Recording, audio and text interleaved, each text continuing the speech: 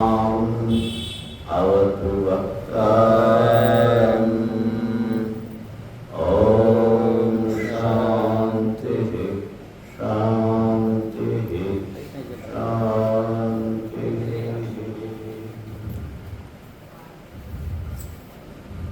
यस्मात् जातं जगत् सर्वं यस्मिन्नेव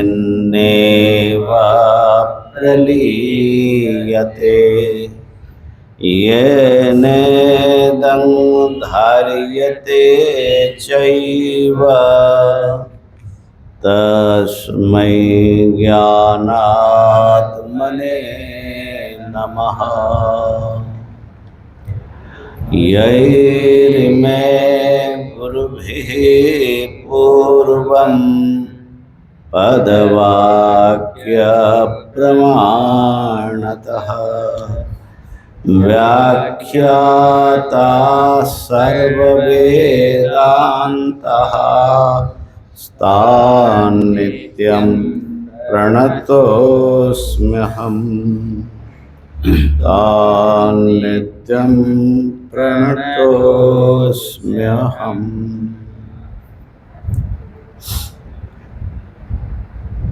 हरि ओम हरि ओम हरि ओम। तैत्तिरीय उपनिषद की शिक्षावल्ली चल रहा है, जो प्रथम वल्ली है, और कल हम लोगों ने नवम अनुवाक पढ़ा है।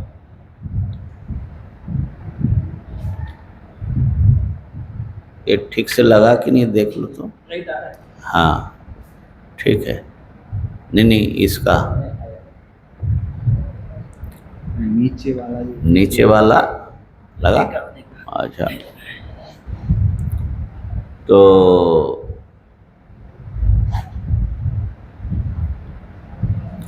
उसमें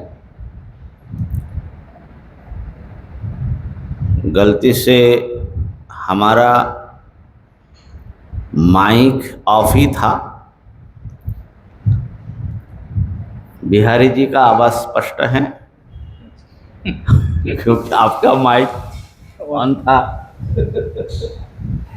तो अवधेश जी से लेकर कई लोगों ने बोले हम मैसेज करते हैं, आप देखते नहीं हैं। इसमें मैसेज भी आता रहा, बोलते हैं। तो इसलिए संक्षेप में आज फिर उसका तात्पर्य वर्णन करेंगे और फिर आगे बढ़ेंगे।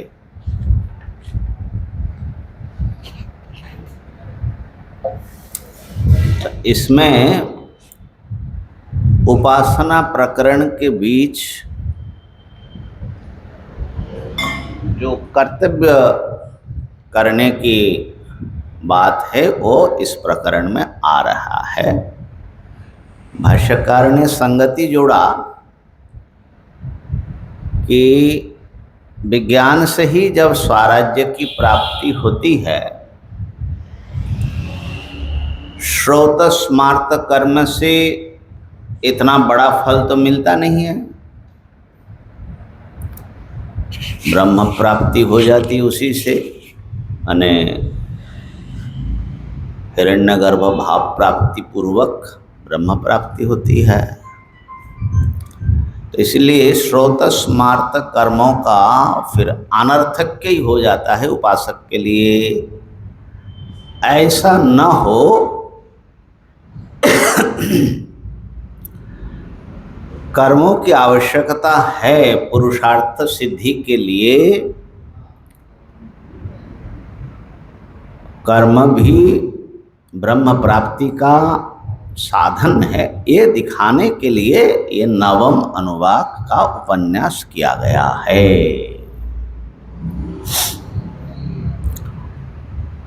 और जब हम सत्कर्म करते हैं तो हमारे मल दोष की निवृत्ति होती है, चित्त शुद्ध होता है, तो उपासना में भी मन लगता है।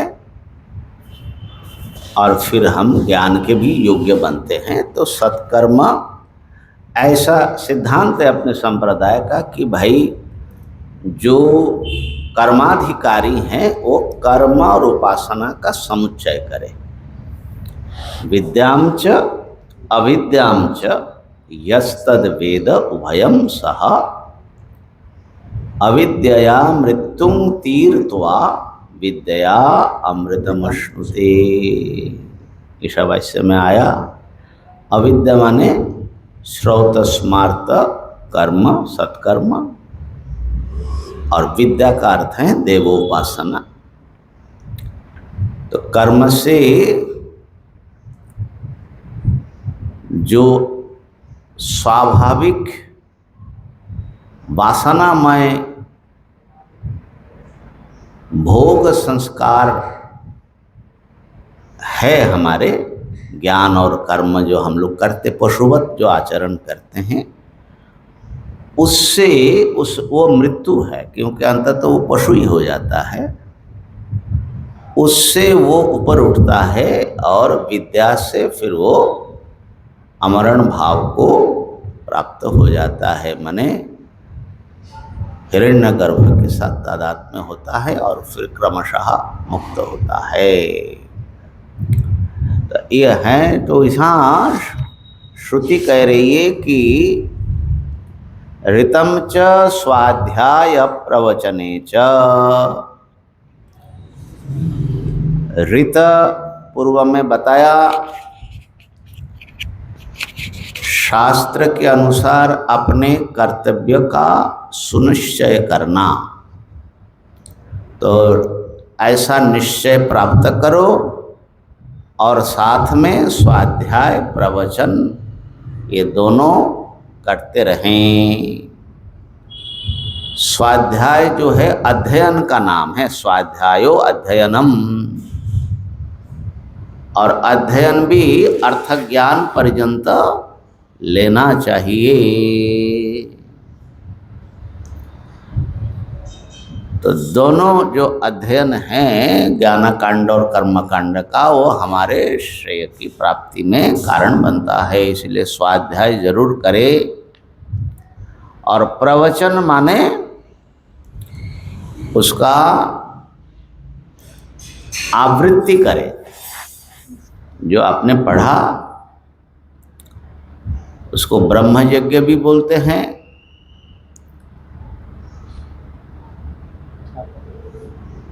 स्वयं उसकी आवृत्ति करे या दूसरे को पढ़ाए, अध्यापन करे। भाष्यकार लिखते हैं कि स्वाध्यायाधीनम ही अर्थ ज्ञानम, स्वाध्याय करना है क्योंकि उसके अधीन अर्थ ज्ञान है। और अर्थ ज्ञानायत्वम च परम श्रेय, अर्थ ज्ञान के अधीन परम श्रेय है। कर्मकांड के अर्थ ज्ञान से आप सत्कर्म कर सकते हैं, उसका निश्चय होगा, उससे चित्त शुद्धि होगी।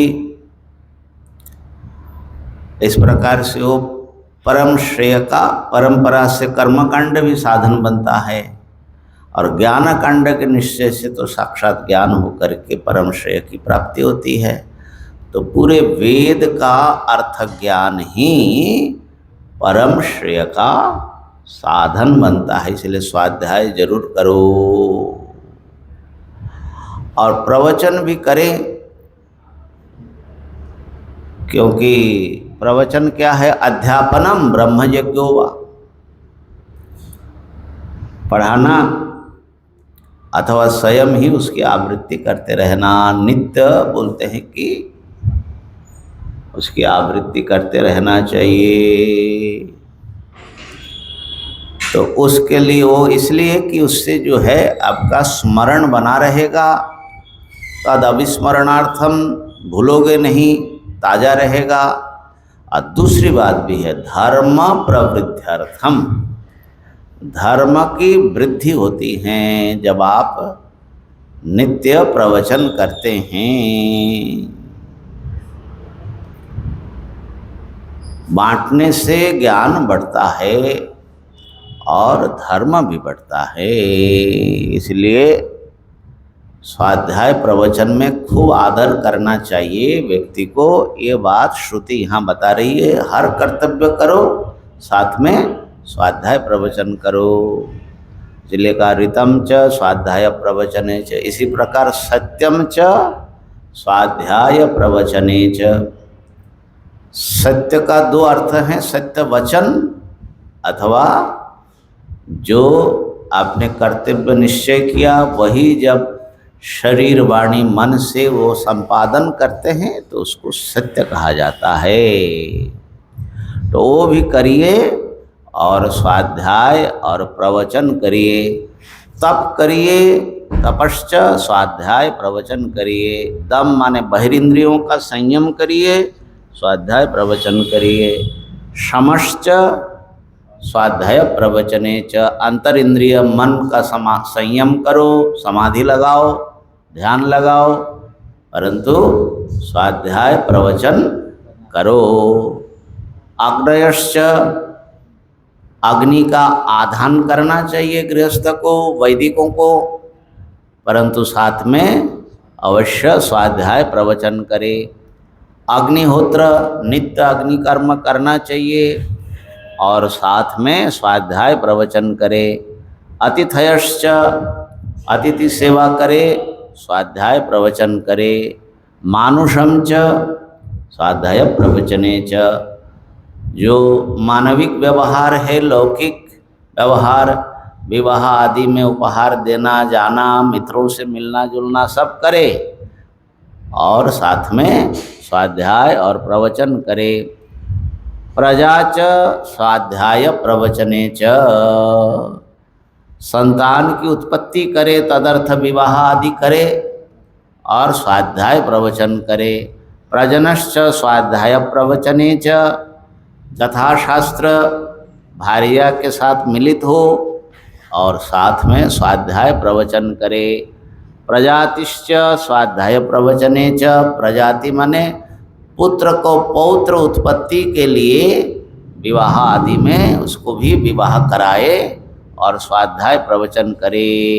इसका मतलब ये हुआ पारिवारिक सामाजिक समस्त कर्तव्यों के साथ और आधिदैविक आध्यात्मिक कर्तव्य के साथ भी स्वाध्याय और प्रवचन करते रहे। सभी कर्मों के साथ ये स्वाध्याय प्रवचन का बारंबार क्यों बता रहे हैं? तो भाष्यकार ने उसका तात्पर्य बताया श्रुति का कि सर्वैरेतैर कर्मभिर्युक्तस्यापि स्वाध्याय प्रवचने यत्नतो अनुष्ठेये इत्येवमर्थं सर्वेण सह स्वाध्याय प्रवचन ग्रहणम। इन सभी कर्मों से जो युक्त हैं उसको भी उसके साथ स्वाध्याय और प्रवचन यत्न पूर्वक अनुष्ठान करना चाहिए। ये बात बताने के लिए श्रुति बारंबार इसको दोहरा रही हैं। अब इसका उपसंहार में 3 ऋषि का मत ले आए। सत्यमिति सत्यवचा राथी तरह, रथितर गोत्र उत्पन्न सत्यवचा नाम के ऋषि बोलते थे कि सत्यम एव प्रशस्तम कर्म, सत्य ही बोला करो, सत्य ही किया करो, यही सब कुछ है। इसी प्रकार तप इति तपो नित्यः पौरुषिष्टि, पुरुषिष्टि का पुत्र तपोनित्य नाम के ऋषि ये बताते थे कि तप ही सर्वोत्तम कर्तव्य हैं। ये सत्यवचा और तपोनित्य का दूसरा अर्थ भी दिया, जो सत्य ही बोलते थे ऐसा भी अर्थ होता है। तो और तपोनित्य माने एक सत्यनिष्ठ और एक तपोनिष्ठ, जो माने मानते हैं वही उनकी निष्ठा होती है। तीसरे ऋषि बोलते हैं स्वाध्याय प्रवचने एव इति नाको मौद्गल्यः, मुद्गल के अपत्य माने पुत्र नाक नाम के ऋषि कहते हैं स्वाध्याय और प्रवचन ही सर्वोत्तम कर्तव्य हैं। श्रुति कहती है तद्धि तपः तद्धि तपः, स्वाध्याय प्रवचन तपस्या है, स्वाध्याय प्रवचन ही तप है, अवश्य तप है। इस प्रकार से चूंकि यही तप है इसलिए जतना से यही अनुष्ठान करे। तो सत्य, तप और स्वाध्याय प्रवचन, इनका पुनर्ग्रहण जो है आदरार्थ। वैसे स्वाध्याय प्रवचन उसका तो कितने बार रिपीट हुआ, 1 2 3 4 5 6 7 8 9 10 11 12 और 13 है ना। और सत्य और तप का भी पुनरुक्ति 2 बार हुआ, पहले भी बताया और ऋषियों के नाम के साथ। तो क्यों सत्य तपस्या ये भी अन्य कर्तव्यों में ये भी बड़ा उत्कृष्ट है, माने इनको भी आदर देना चाहिए, पुनर्ग्रहणम आदरार्थम। और ये पूरा प्रकरण तो ऐसा मालूम पड़ता है कि स्वाध्याय प्रवचन को सर्वोच्च कर्तव्य के रूप में ग्रहण करने के लिए बता रहे हैं।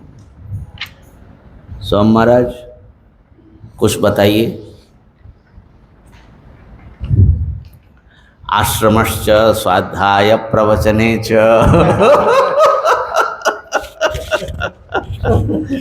बताओ बताओ।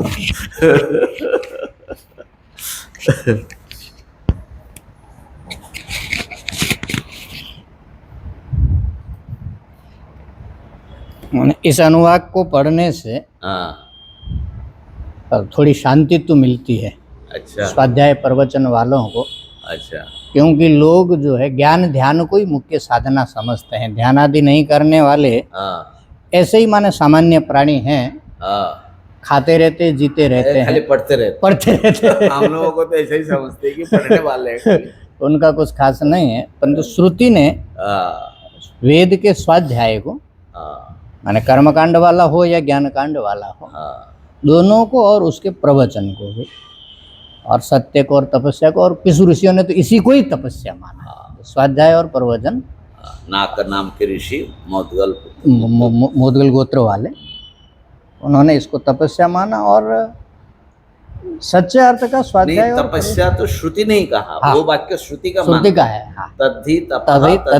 श्रुति कहती है कि स्वाध्याय प्रवचन ही तप है। हाँ, उन्होंने उसको सर्वोत्तम कर्तव्य के रूप में लिया, स्वीकार किया।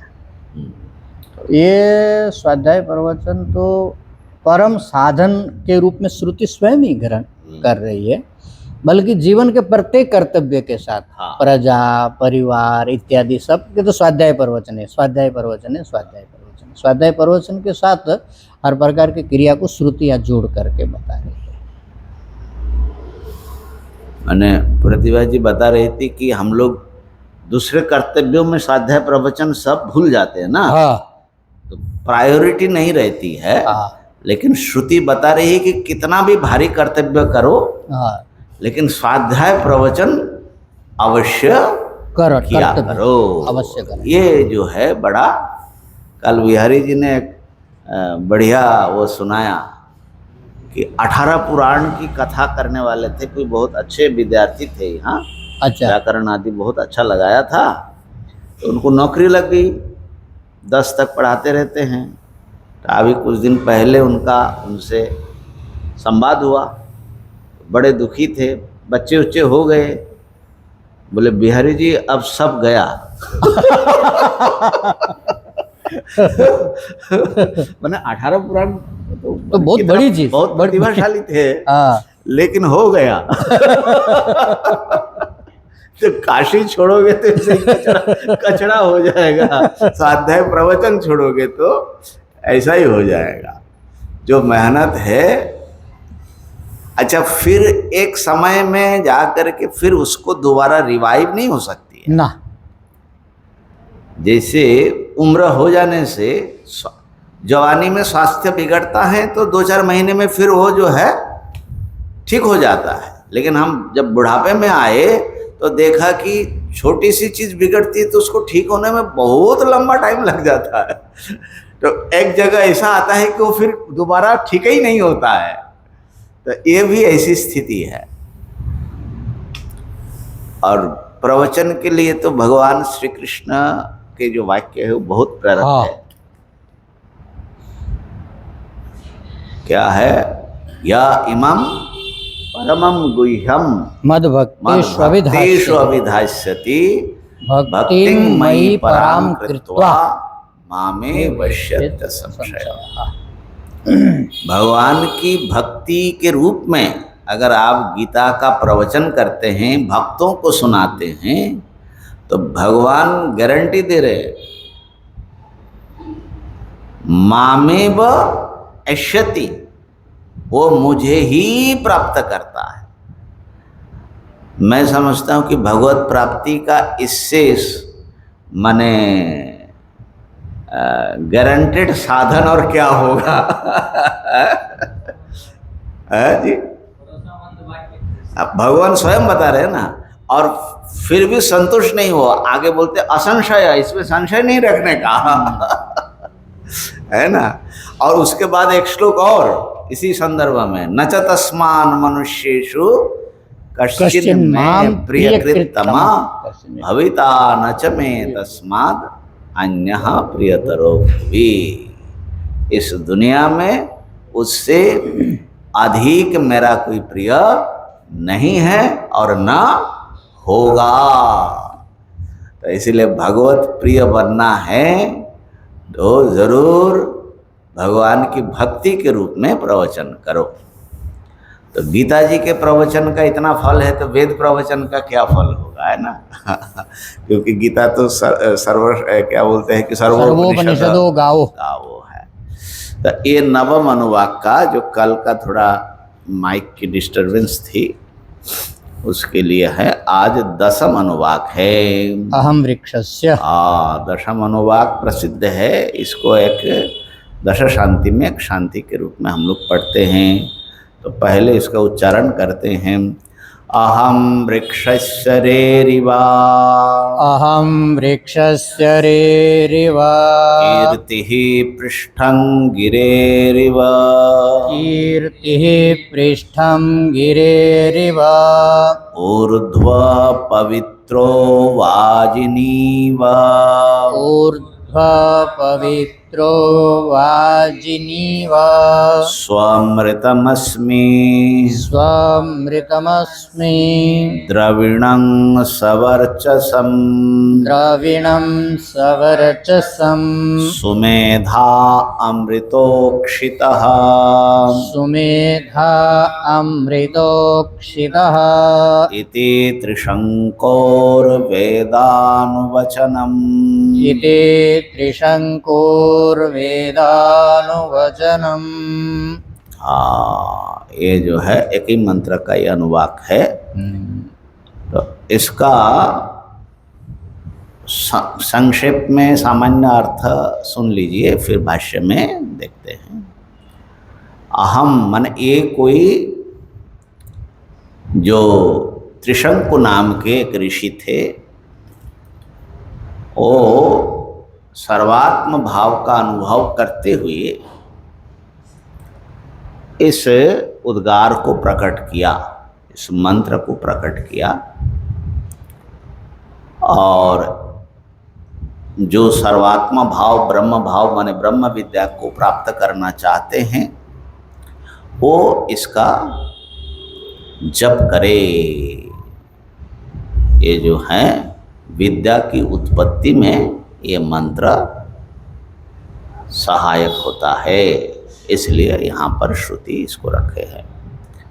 अहम माने मैं, वृक्षस्य रेरिवा, वृक्ष का प्रेरयिता हूँ। वृक्ष माने कौन वृक्ष?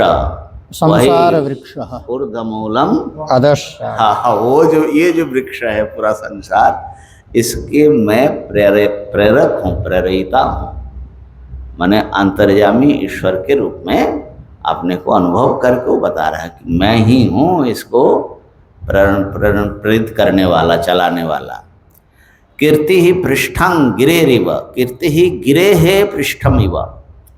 मेरी जो कीर्ति है, ख्याति है, ये पर्वत के शिखर जैसा, पर्वत के पृष्ठ जैसा इतनी ऊंची है हमारी ख्याति। भगवान कहते हैं ना कि सब लोग तो मेरी ही ख्याति कर रहे हैं। कहाँ है? क्या है? यस्मात् क्षरमतीतो हम अक्षरादपि चोत्तमा अतस्मि लोके वेदे च प्रथितः पुरुषोत्तमः। बताओ, हम सब जगह प्रसिद्ध है, लोक में, वेद में, लोके वेदे च प्रथितः। हाँ, सब मेरी कीर्ति गा रहे। वाह, कैसा होगा उनके बने अनुभव। ऊर्ध्व पवित्रो वाजिनीव स्वमृतमस्मि। ऊर्ध्व में, जो ऊर्ध्व में, मैं ऊर्ध्व हूँ और पवित्र। ऊर्ध्व मतलब यहाँ है मेरा मूल ऊर्ध्व है, ऊर्ध्व है माने पर ब्रह्म ही मूल मेरा है, अधिष्ठान है, मेरा वास्तविक स्वरूप है। और पवित्र माने पावनम। ऊर्ध्व का भाष्यकार ने कारण अर्थ किया है, तो ठीक है, समस्त कार्य का कारण और जो पावन है परब्रह्म, ऐसे सर्वात्मा मेरा कारण वो परब्रह्म है।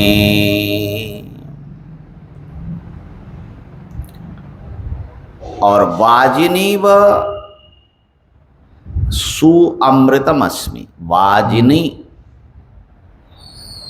वाजवती इव, तद्वती इव। वाज शब्द का अर्थ होता है, प्रायः वेदों में अन्न अर्थ होता है, ठीक है ना।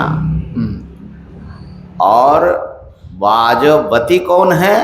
सविता, सूर्य। पर्जन्यादन्न संभव, पर्जन्यादन्न संभव। नहीं, सूर्य से ही सारे अन्न पैदा होते हैं। पर्जन्य का पीछे भी तो सूर्य भगवान ही है। हाँ। तो ऐसे जो अन्न से परिपूर्ण सविता है, उस सविता में जैसे सुअमृत है, माने उसमें जैसे विशुद्ध आत्म तत्व है। असल में सविता को हिरण्यगर्भ के रूप में देख रहे हैं, और उसमें परमात्मा का बड़ा शुद्ध रूप प्रतिष्ठित है, प्रकाशित है। ऐसा महापुरुषों का श्रुति स्मृति का अनुभव है। तो जैसे माने वो हिरण्यगर्भ रूप सविता जैसे विशुद्ध हैं, ऐसा विशुद्ध मैं भी हूँ। ऐसा ही शुद्ध आत्म तत्व मैं हूँ, माने मैं शुद्ध आत्म स्वरूप ब्रह्म हूँ, अमृत स्वरूप ब्रह्म हूँ। स्वमृतमस्मि द्रविणं सवर्चसम। और वर्चस से युक्त माने दीप्ति से संपन्न, ज्योतिर्मय। द्रविण माने धन, वास्तविक धन। कौन है वो? आत्म तत्व, वो मैं ही हूँ। जब तक मुझे प्राप्त नहीं करता, उसकी गरीबी हटती नहीं हटती किसी की, है ना। कहा ना, यो वै एतद् अक्षरम गार्गी अविदित्वा अस्मात् लोकात् प्रैति सत्रिपणः। कितना भी धनी हो, जब जाओगे तो सो रोते रोते ही जाओगे। त्रिपणः। तो जब तक मैं वास्तविक धन हूँ, और ऐसा धन की वो माने ज्योतिर्मय दीप्तिमत स्वप्रकाश धन हूँ, इसको जब तक नहीं प्राप्त करोगे तब तक तो तुम धनवान बनोगे नहीं। ऐसा मैं हूँ। जिसको उसमें डालिए वो ही शहंशाह। हाँ, ठीक। सुमेधा अमृतोक्षितः। सुमेधा मैं सर्वज्ञ हूँ। ठीक है, भाष्यकार उसको लगाएंगे, कैसे लगाते हैं। शोभना मेधा जैसे, जिसकी मेधा अत्यंत शोभन है, माने सर्वज्ञ हूँ। और अमृतो उक्षितः अथवा अक्षतः, अमृत स्वरूप हूँ, अमरण धर्मा हूँ। और अक्षितः माने कभी क्षीण न होने वाला, अक्षीणः अव्ययः। अथवा अमृतेन उक्षितः, मैं अमृत से लबालब भरा हुआ सिक्त हूँ, उत्सिक्तः। इति, इस प्रकार से ये त्रिशंको हो, मने ऋषि का ब्रह्मभूतस्य ब्रह्मविदः, ऐसा भाष्यकार कहते हैं। वेदानुवचनम, वेद माने जानने के बाद, वेदनम उसके बाद, जब उन्होंने अपने आप को आत्मिकत्व दर्शन किया, अनुभव किया, उसके बाद उनके ऐसे वचन निकला, मैं ऐसा हूँ। त्रिशंकुर वेदानुवचनम। अच्छा लगता है, किसी को ज्ञान हुआ, वो ऐसा उद्गार कर रहे हैं, तो थोड़ा भरोसा होता है कि अपने को भी हो सकता है। ऐसे ही आनंद आएगा। हाँ हाँ हाँ हाँ, शिष्य जो है अपना उद्गार प्रकट कर रहे हैं। पंचदशी में भी आया ना, धन्यो हम, हाँ, तृप्ति दीप में और विद्यानंद में, धन्यो हम कृतक, अहो ज्ञान, अहो गुरु, अहो गुरु, अहो शास्त्रम, अहो शास्त्रम, सब माने एकदम क्या जो है उनको। अच्छा, भाष्य देखते हैं। अहम वृक्षस्य रेरिवा, अहम वृक्षस्य रेरिवा, इति स्वाध्यायार्थो मंत्राम्नायः, इति स्वाध्यायार्थो मंत्राम्नायः। हाँ, ये जो मंत्र का आम्नाय है, पाठ है, स्वाध्याय अर्थ माने जपार्थ ना, स्वाध्याय अर्थ माने आनंदगिरी कहते जप के लिए है। स्वाध्यायश्च विद्योत्पत्तये, स्वाध्यायश्च विद्योत्पत्तये, प्रकरणा, प्रकरणा। क्यों जप करना है? कहा कि विद्या की उत्पत्ति हो जाए, ब्रह्म विद्या की, उसके लिए ये जप का विधान किया। कैसे पता लग रहा है? कहा कि प्रकरण, ये जो है विद्या का प्रकरण है। विद्यार्थम ही इदम प्रकरणम, विद्यार्थम ही इदम प्रकरणम। क्योंकि ये जो प्रकरण है, संहितो उपनिषद आदि जो भी यहाँ उपासना आदि बताए, अंततः ये सब विद्या की प्राप्ति के लिए ही है। न च अन्यार्थत्वम अवगम्यते, न च अन्यार्थत्वम अवगम्यते। दूसरी बात है कि इसका कोई अन्य किसी प्रयोजन के लिए वो जो है यहाँ न श्रुति है न लिंग है, ठीक है ना। तो किसी कर्म का अंग के रूप में ये बन नहीं सकता है। ईशावास्य जो उपनिषद शुरू होता है तो वहाँ पर भी भाष्यकार ने ये युक्ति दी, ईशावास्यम इत्यादयो मंत्रा कर्मसु अविनियुक्ता। कहीं भी किसी भी कर्म में ईशावास्यम इदम सर्वम पढ़ने का विधान आई नहीं है, तो ये किस लिए है? ऐसा ही ये किस लिए है? तो इसलिए ये प्रकरण विद्यार्थ हैं। और ब्रह्म विद्या की सन्निधि माने उपनिषद भाग में आया ना, ये भी एक लिंग बन जाता है। तो कहा कि इसके स्वाध्याय से विद्या की उत्पत्ति कैसे होगी महाराज? स्वाध्यायेन च विशुद्ध सत्वस्य, स्वाध्यायेन च विशुद्ध सत्वस्य, विद्योत्पत्तिर अवकल्प्यते, विद्योत्पत्तिर अवकल्प्यते। कहा कि स्वाध्याय से विशुद्ध सत्व हो जाएगा, विशुद्ध चित्त हो जाएगा वो पुरुष। स्वाध्याय माने इसके जप से और उससे जो है इनकी विद्या की उत्पत्ति होगी, ऐसा तात्पर्य इसमें से निकल रहा है। अवकल्पते, और इसका अवगमक भी है ना, माने अहम वृक्षस्य रेरिवा इत्यादि मंत्र कोई कर्म के लिए तो है नहीं, तो मैं ही सब कुछ हूँ, सर्वात्मा भाव की बात है। कर्म से तो ऊपर ही उठाते हैं। हाँ जी।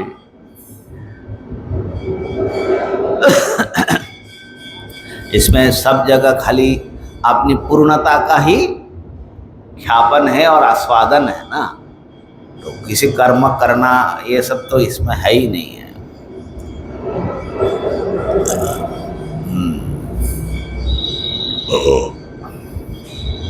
अब ये तात्पर्य जब बता करके अब मूल मंत्र का अर्थ लगा रहे हैं, पदार्थ बता रहे हैं। अहम वृक्षस्य अहम वृक्षस्य उच्छेद्यात्मकस्य संसार वृक्षस्य सर्वस्य संसार वृक्षस्य रेरिवा रेरिवा प्रेरयिता अंतर्याम्यात्मना प्रेरयिता अंतर्यामी आत्मना। अहम मैं वृक्षस्य, वृक्षस्य माने संसार वृक्षस्य लेना है। संसार कहाँ से आ गया महाराज? कहा कि वृक्ष शब्द में ही वो है। वृक्ष जो है वो उच्छेद अर्थ में ये धातु है। उच्छेद हाँ, तो उससे जो है उच्छेद्यात्मकस्य संसार वृक्षस्य, जो उच्छेद्य स्वभाव है, जो नाश स्वभाव है, ऐसे जो है संसार वृक्ष का। रेरिवा माने प्रेरयिता, प्रेरयिता हूँ। और किस प्रूफ से आप महाराज ये पूरा संसार वृक्ष इतना बड़ा लंबा चौड़ा आप तो एक जगह बैठ करके बोल रहे हो? बोले नहीं, अंतर्याम्य आत्मना, सबके अंतर में नियंता के रूप में बैठे हुए मेरे द्वारा ही ये सब कुछ उत्पन्न हो रहा है और संचालित हो रहा है और नष्ट हो रहा है। तो इस प्रकार से जो है ब्रह्मवेत्ता, यहाँ पर अहम शब्द का अर्थ तो साक्षात्कृत ब्रह्म तत्व त्रिशंकु नामा ऋषि अहम शब्दार्थ, टीकाकार लिखते हैं। तो ये जीवन मुक्त का जो सर्वात्म भाव प्रतिपादन करने वाला ये मंत्र हैं। तो ब्रह्मवेत्ता सर्वात्मक होने से वो परमेश्वर स्वरूप भी है, जमी स्वरूप भी है। देखो ये बात मैं बार बार जोड़ देता हूँ, मेरे सामने घूम घूम करके वही बात आती है। खाली निर्गुण, जो निर्गुण ब्रह्मवेत्ता होते हैं वो सगुण परमेश्वर भाव भी प्राप्त करते ही हैं, अर्थात उनमें सारे ऐश्वर्य का अनुभव रहता है। तो इस प्रकार से कीर्ति ही ख्याति ही, कीर्ति ख्याति गिरेः पृष्ठमिव, गिरेः पृष्ठम इव उच्छ्रिता मम, उच्छ्रिता मम। कीर्ति माने ख्याति, और गिरी का, पर्वत का जो पृष्ठ है उसके जैसा है, माने उसके समान इतना ऊपर उठा हुआ है। चोटी, पर्वत की जो चोटी होती है, हाँ, उसको तो शिखर बोलते हैं। पर्वत का जो पृष्ठ है या वो शिखर भी ले लो, उपलक्षण विधया, लेकिन माने इतना ऊंचा, उच्छ्रित माने बहुत ऊपर उठा हुआ, ऊर्ध्वम श्रिता है ना। तो ये जो है मेरी कीर्ति जो है वो वहाँ तक, माने टीकाकार लिख रहे हैं कि स्वर्गलोक व्यापिनी, मेरी कीर्ति वहाँ तक पहुँच गई है, स्वर्गलोक तक। वैसे कहाँ पढ़ रहे थे कि अभी इसी में कहीं आया था, माने जो ब्रह्मवेत्ता है उनकी सेवा के लिए देवता सिद्ध यक्ष सब लगे रहते कि कुछ सेवा हो जाए हमारी भी कोई सेवा ले लो। तो असल में ब्रह्म वेद ब्रह्मेव भवति ना। हाँ वही, इसीलिए सिर्फ ब्रह्म की सेवा करने का लालच हाँ रहेगा। उनका आशीर्वाद मिलने से उनका भी मंगल होता है। वो बताया ना भाष्यकार ने मनीषा पंचकम में, यह कश्चित स सुरेंद्र वंदित पदो नूनम पद नूनम मनीषा मम। ऐसा जो ब्रह्मात्मानुभूति में डूबा हुआ महापुरुष है, उसके चरण तो सुरेंद्र के द्वारा भी माने इंद्र के द्वारा भी वंदित हैं। ऐसा तो उनके कीर्ति तो महाराज सारे संसार मंडल में सर्वत्र हैं। अच्छा, ऊर्ध्व पवित्रः ऊर्ध्वं कारणं पवित्रं पावनं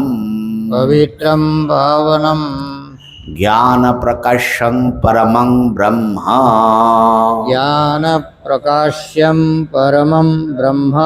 यस्य सर्वात्मनो मम सोहम ऊर्ध्व पवित्रः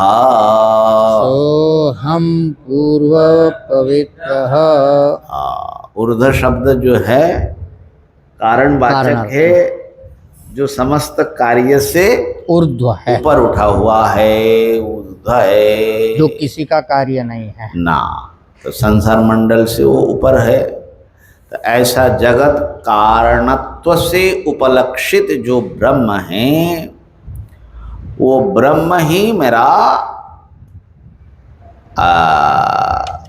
मेरा कारण है का मतलब यह मेरा स्वरूप है।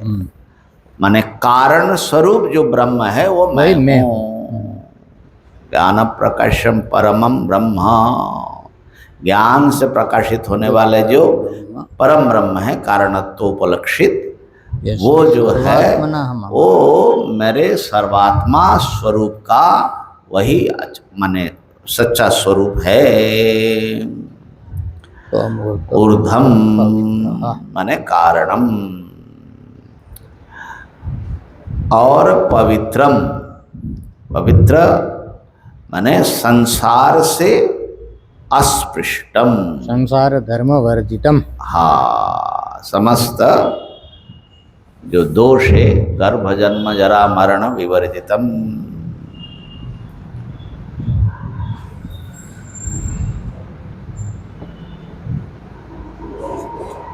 अच्छा, ऐसा स्वरूपभूत है मेरा। ऊर्ध्व पवित्रम वाजिनीव वाजवतीव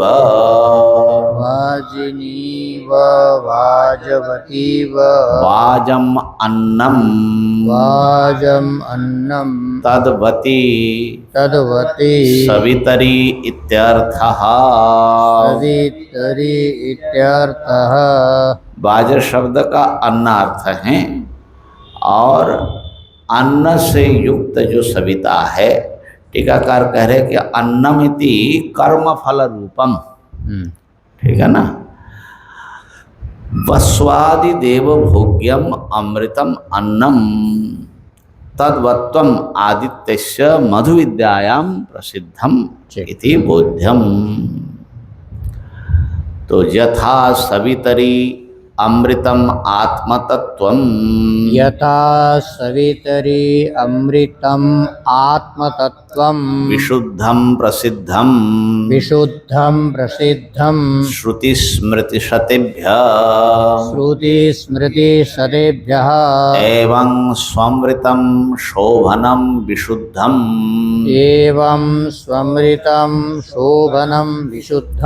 आत्मतत्वम अस्मि भवामि।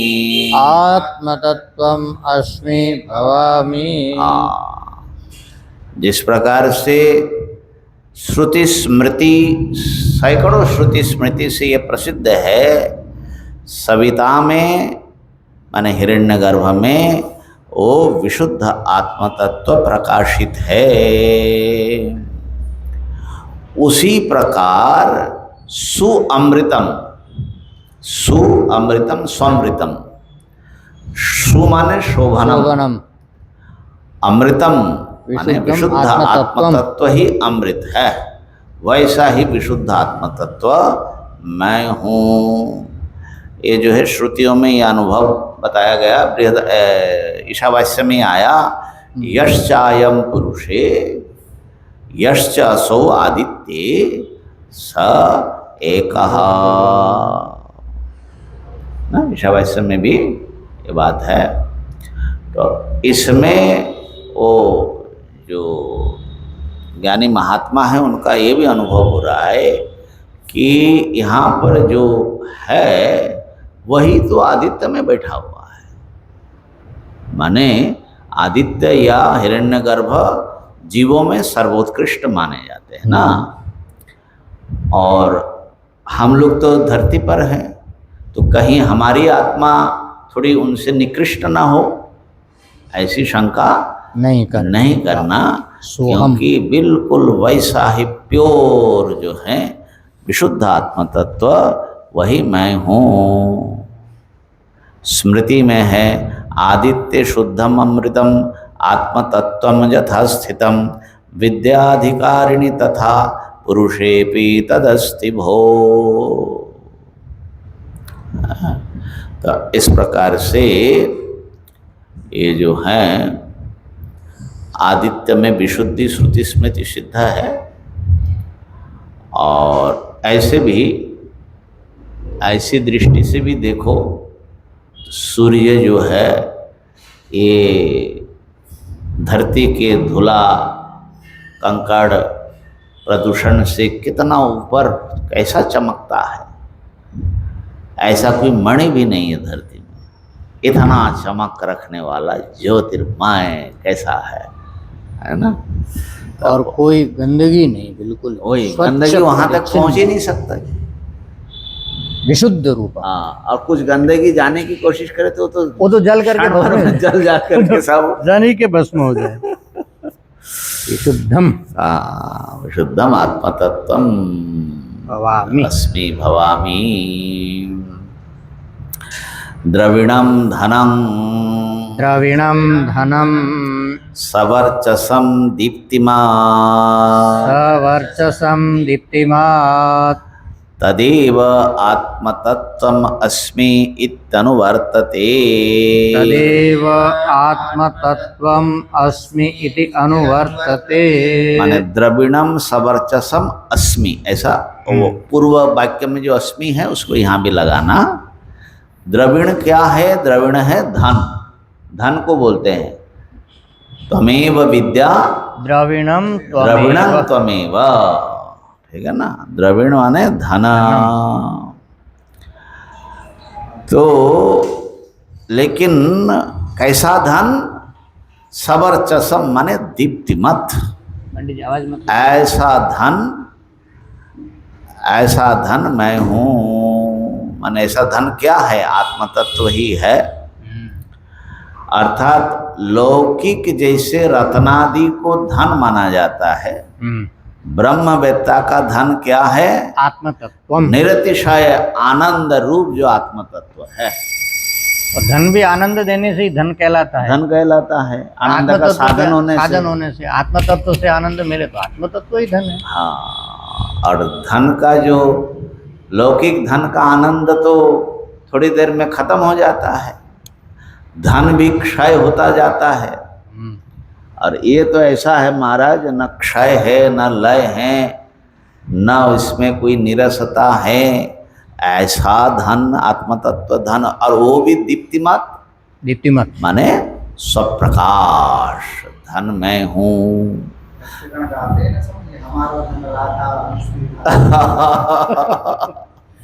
अब भक्त का धन तो राधा है और राधा जी का धन श्री कृष्ण है, और श्री कृष्ण जो है आत्म तत्व है। वहां तक पहुंचना पड़ेगा। वहां तक पहुंचना पड़ेगा। तो ब्रह्म ज्ञानम व आत्मतत्व प्रकाशकत्वात् सवर्चसम। ब्रह्म ज्ञानम व आत्मतत्व प्रकाशकत्वात् सवर्चसम। अथवा ब्रह्म को धन मान लो अथवा ब्रह्म ज्ञान को धन मान लो। क्यों ब्रह्म ज्ञान कैसे धन हुआ? क्योंकि वो आत्मतत्व का प्रकाशक आत्मतत्व है। का प्रकाशक होने से वो सवर्चस है, वर्चस से युक्त है। द्रविणम इव द्रविणम। द्रविणम इव द्रविणम। मोक्ष सुख हेतुत्वा। मोक्ष सुख हेतुत्वा। और धन जैसा ब्रह्म ज्ञान भी धन है, क्योंकि धन जैसे सुख देता है, अनित्य सुख देता है, और ब्रह्म ज्ञान मोक्ष सुख का हेतु है। अस्मिन् पक्षे प्राप्तम मया इति अध्याहारः कर्तव्यः। प्राप्तम मया इत्यधिहारः कर्तव्यः। ये ब्रह्म ज्ञान पक्ष में अगर इस वाक्य को घटाना है तो द्रविणम सवर्चसम मया प्राप्तम, मैंने ऐसा धन प्राप्त कर लिया, ऐसा अध्यार कर ले। सुमेधाः शोभना मेधा सार्वज्ञ लक्षणा यस्य मम सोहम सुमेधाः।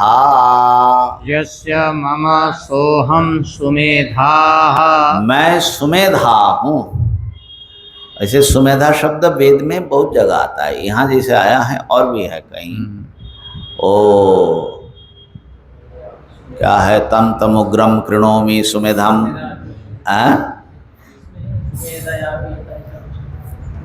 तो मेधया नहीं, वो दिव्य शिक्षा में आता है ना।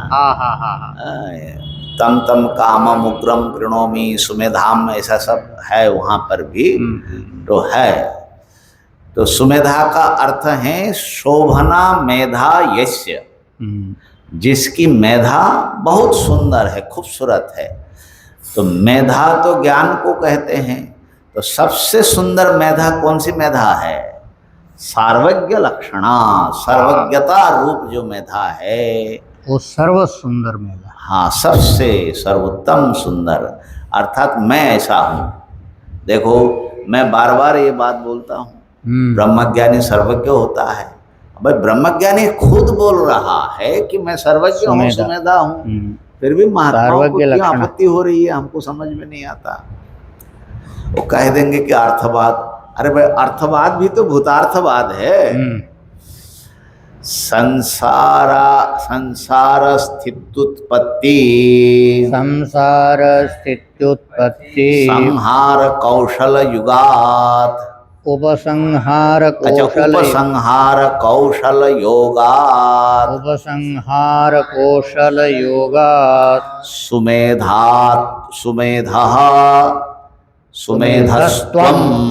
सुमेधस्त्वम्। कहा कि इनको क्यों सुमेधा कहा? सर्वज्ञता को। कहा कि संसार की स्थिति, उत्पत्ति और उपसंहार, इनकी कुशलता से युक्त है ये ज्ञान। माने इस ज्ञान से ही सृष्टि स्थिति लय किया जाता है। इसलिए ऐसे ज्ञान वाला होने से यही मेरे सुमेधस्त्व है।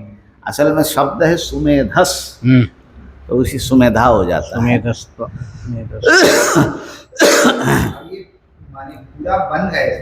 पूरा बन गए मतलब सृष्टि स्थिति लय। हाँ, लय करने वाला ईश्वर स्वरूप है।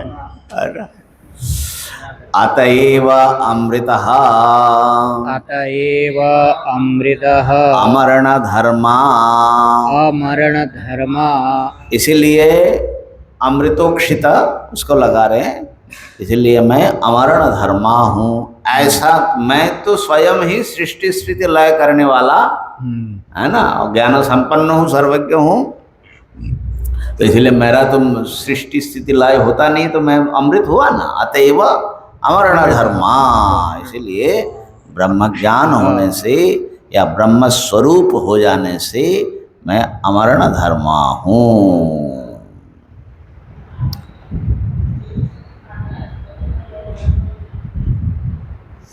अच्छा, यहाँ पर टीकाकार ने बहुत जगह से जो ब्रह्मज्ञानी की सर्वज्ञता है, सर्वात्मता है, इसका उदाहरण दिया है बनवालाकार ने। जैसे छांदोग्य में नारद जी जब ब्रह्म ज्ञान प्राप्त किए, एवं विजानता आत्मनः प्राण, आत्मा से ही सब कुछ देख रहे हैं ना, ऊपर नीचे आगे पीछे सब। प्रश्नोपनिषद में आता है स सर्वज्ञ सर्वमेवाविवेश। तो इस प्रकार से जो विद्वान हैं वो सर्वज्ञत्व लक्षण मेधावत्वम उनमें है। भाष्यकार भी उसमें समर्थन कर रखे। भाष्यकार तो दक्षिणामूर्ति स्तोत्र में भी बहुत स्पष्ट ढंग से कहा है। अच्छा, तो अमरण धर्म और अक्षितः अक्षीणः अव्ययः अक्षतो वा। अक्षितः विरोतो वा। अक्षितः ये एक पाठ हो सकता है, अमृतः अक्षितः, अमृतोक्षित संधि में हो जाएगा। संधि तोड़ने से एक तो ये हो सकता है कि अमृतः अक्षितः। अक्षित माने क्या है? अक्षिणः, क्षीण कभी नहीं होते ये, अर्थात भावार्थ क्या हो गया? अव्ययः, उसका कुछ भी एक कण भी उसका व्यय नहीं होता। अथवा अक्षित का दूसरा अर्थ होता है अक्षतः, इसको किसी भी प्रकार से क्षत, काटा उटा नहीं, नैनम छिंदंती शस्त्राणि, सब कुछ चला दो उसका कोई क्षत होगा नहीं, होता ही नहीं है। हम तो महाराज कांटे से ही डरते रहते हैं, शस्त्र चलाने की तो बात क्या है। बल्कि कांटे उठे के बिना ही फोड़ा निकल आता है, क्षत हो जाता है, ये तो ऐसे ही फूटता रहता है। ये एक अर्थ हो गया। दूसरा अर्थ है अमृतेन वा उक्षितः सिक्तः। अमृतेन वा उक्षितः सिक्तः। हाँ, अथवा ये अमृत से सिक्त है, एकदम गिला, माने क्या बोलते हैं? सराबोर है, सराबोर है, तरबतर है, तरबतर है अमृत से। क्यों? क्योंकि भैया स्वरूपानंद के अनुभव से ये सदा माने तरबतर है, लबालब है, डूबे हुए है बस। तो अमृत से सिक्त हैं। और ये जो है ब्राह्मण भाग में आता भी है, अमृतोक्षितो हम हम इत्यादि ब्राह्मणम। क्लास है बाबू, आधा घंटा बाद में फोन करो। अमृत उक्षितः अहम, ऐसा ब्राह्मण भाग में भी ये बात आई है। इत्येवं त्रिशंकोर ऋषिर, इत्येवं त्रिशंकोर ऋषिर ब्रह्मभूतस्य ब्रह्मविदो, ब्रह्मभूतस्य ब्रह्मविदो वेदानुवचनं, वेदानुवचनम। इस प्रकार इति त्रिशंकोर वेदानुवचनम, ये अंतिम जो वाक्य है उसका अर्थ है इति माने इत्येवं, इस प्रकार से त्रिशंको हो, माने त्रिशंकु ऋषि का। कौन है त्रिशंकु ऋषि? ब्रह्मभूतस्य ब्रह्मविदः, वो ब्रह्म स्वरूप हो गए। क्यों? क्योंकि वो ब्रह्मविद हो गए, ब्रह्मविद थे। उनका वेदानुवचनम माने, वेदानुवचनम माने वेदो वेदनम, वेदो वेदनम, आत्मैकत्व विज्ञानं, आत्म एकत्व विज्ञानम, तस्य प्राप्तिम अनु, तस्य प्राप्तिम अनु, वचनम वेदानुवचनम, वचनम वेदानुवचनम। उनके वेदानुवचन, वेदानुवचन का अर्थ है वेदः माने वेदनम, ज्ञानम, वेदन माने जानना, अनुभूति, साक्षात्कार। क्या जानना? आत्मैकत्व विज्ञानम, ब्रह्मात्मैकत्व, एक ही आत्म तत्व सर्वत्र हैं, सर्वरूप में हैं, उसका विज्ञान। तस्य प्राप्तिम, उस विज्ञान की प्राप्ति के अनंतर ये वचन इन्होंने कहा, इसलिए इसका नाम है वेदानुवचन। त्रिशंकु का वेदानुवचन क्या है? अहम वृक्षस्य रेरिवा। रेरिवा इत्यादि। अनु में यहाँ पदच्छेद है ना, अनु फिर वचन है। हाँ, प्राप्तिम अनु वचनम। एक ही उसमें वहाँ मूल में भी वेदानुवचनम है ना। ना वो तो वेदानुवचन तो संधि हो गया ना, वहाँ मूल मंत्र की बात कर रहे हैं ना, अनुवाद यहाँ भाष्य में वेदानुवचनम एक ही पद है। वेदानुवचन तो एक पद होगा ना। समास हो के एक पद, समस्त पद है वेदानुवचनम। हाँ, वेदनम अनुवचनम, वेद धन अनुवचन, प्राप्ति प्राप्तिम अनुवचनम। प्राप्ति अनु हाँ वचनम, ऐसे वहाँ हाँ, छेद है हाँ, वहाँ तो है दिया। अच्छा, हाँ ठीक है।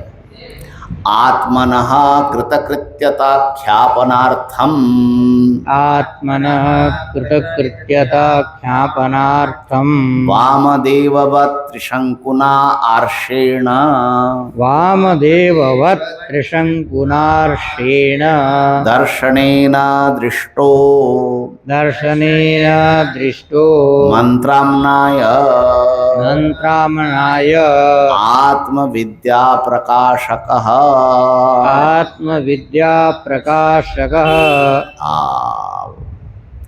इत्यर्थः। इत्यर्थः। आत्मनः कृतकृत्यता ख्यापनार्थम, स्वयं की जो परिपूर्णता है, कृतकृत्यता है, उसके ख्यापन करने के लिए जैसा कि वामदेव ने किया था, ऐसे ही ये त्रिशंकु नाम के ऋषि के द्वारा उनको जो आर्ष दर्शन हुआ, ऋषियों का जैसे साक्षात्कार होता है, आर्ष दर्शन क्या है? तप प्रभाव जनितेन, ये ऋषियों का जो एक विशिष्ट साक्षात्कार होता है, वैसा साक्षात्कार उनको हुआ।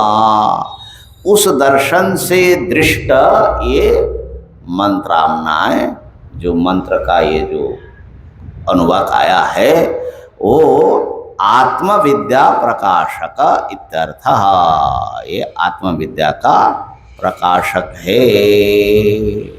ऋषियों को जो मंत्र का दर्शन होता है जी, वैसा इनको हुआ। हाँ, ये ऋषि है ना त्रिशंकु। हाँ, ऋषियों का मंत्र दर्शन जो है, वो चाहे पूर्व जन्मकृत तपस्या के कारण हो, तब माने यहाँ पर ज्ञानात्मक श्रवण मनन निधिध्यासन भी होगा, जो भी होगा, कोई जरूरी नहीं कि इसी जन्म में ही उन्होंने बहुत तप किया हो, क्योंकि वामदेव का तो माँ के पेट में ही हो गया था। दर्शन बृहदारण्यक में उनका वर्णन आता है कि क्या है, अहम मनुरभवम अहम सूर्यश्च, सर्वात्मता का अनुभव। मैं ही मनु हुआ था, अब मैं ही सूर्य हूँ, है ना। सूर्य हूँ माने वर्तमान काल के सारे देश मैं ही हूँ, और मैं हुआ था मतलब वो अतीत का भी हुआ था। मैं ही माने अतीत में था, मैं ही अभी हूँ, और मैं ही भविष्य में रहूँगा। मैं ही मैं हूँ। भूतम भवत भविष्यदिति। हाँ जी, ठीक बात है। तो ये जो है कृतकृत्यता ख्यापन के लिए और आत्मविद्या प्रकाशक ये मंत्र हैं, क्योंकि इससे विद्या का प्रकाशन हो रहा है। देखो ब्रह्म विद्या के स्वरूप कितना सुंदर संक्षेप में बताया। अच्छा, अस्य च जपो, अस्य च जपो, विद्योत्पत्त्यर्थो अवगम्यते, विद्यार्थो अवगम्यते। इनका, इस मंत्र का जप विद्या उत्पत्ति के लिए ये पता लग रहा है। ऋतम च इत्यादि कर्मोपन्यासाद अनंतरम, ऋतम च इत्यादि कर्मोपन्यासाद अनंतरम च, वेदानु अनंतरम च, अनंतरम च, वेदानुवचन पाठादेतद अवगम्यते, वेदानुवचन पाठादेतद अवगम्यते। माने पूर्व अनुवाक में नवम में कर्म उपन्यास किया ऋतम सत्यम करके, और उसके अनंतर ही ये वेदानुवचन का पाठ हुआ। हाँ। तो यहाँ कर्म नहीं है, ये ब्रह्म विद्या वेदानुवचन का अंग। ही है, माने आत्म विषयक दर्शन ही है, ये पता लग रहा है। एवं माने तात्पर्य क्या हो गया? एवं श्रौतस्मार्तेषु एवं श्रोतस्मार्तेषु नित्येषु कर्मसु नित्येषु कर्मसु युक्तस्य निष्कामस्य युक्तस्य निष्कामस्य परम ब्रह्म विविदिशोर परम ब्रह्म विविदिशो आर्षाणि दर्शनानि आर्षाणि दर्शनानि प्रादुर्भवन्ति प्रादुर्भवन्ति आत्मादि विषयाणि इति। आत्मादि विषयाणि इति। हाँ, अब खाली इन्हीं के जप ही नहीं, वो पूर्वोक्त कर्म का भी फल है परंपराया, उसको माने समन्वय करके बता रहे हैं। इस प्रकार श्रौत स्मार्त जो नित्य कर्म है उसमें जो लगा हुआ है युक्तस्य, और जो निष्काम भाव से लगा है उसमें पर ब्रह्म विविदिशा उसको उत्पन्न होती है। खास करके पर ब्रह्म विविदुषु हो तो उसका चित्त शुद्धि हो करके दर्शनानि, उसको आर्ष दर्शन। हाँ, ऐसे परब्रह्म विविदिशु हो तो उसको आर्ष दर्शन, माने ऋषियों ने जैसे अनुभव किया था आत्म तत्व आदि विषयक जो दर्शन हुआ था, ऐसे आर्ष दर्शन उनको भी प्राप्त हो जाता है। प्रादुर्भवंती उनमें होता है, माने चित्त शुद्धि जो है ये अलौकिक साक्षात्कार का हेतु है। प्रादुर्भवन्ति किस विषय के? आत्मादि विषयानि। आत्मा शब्द से बाकी भी ले लेना, जो भी स्वर्ग आदि विषयक, धर्मादि विषयक, ये सब जो हैं माने जिनका भी दर्शन होना संभव है। अब ये तो सर्वज्ञ ही हो गया, तो फिर क्या कहना, है ना। इस प्रकार से ये प्रकरण जो हैं माने नित्य नैमित्तिक कर्म करते हुए जो चित्त शुद्ध हुआ, वो ब्रह्म को जान करके कैसा सर्वात्म भाव का अनुभव करता है, ये यहाँ पर बताया त्रिशंकु के उद्गार से। ओम पूर्णमदः पूर्णमिदं पूर्णात् पूर्णमुदच्यते पूर्णस्य पूर्णमादाय पूर्णमेवावशिष्यते। ओम शांति शांति शांति। अब जो है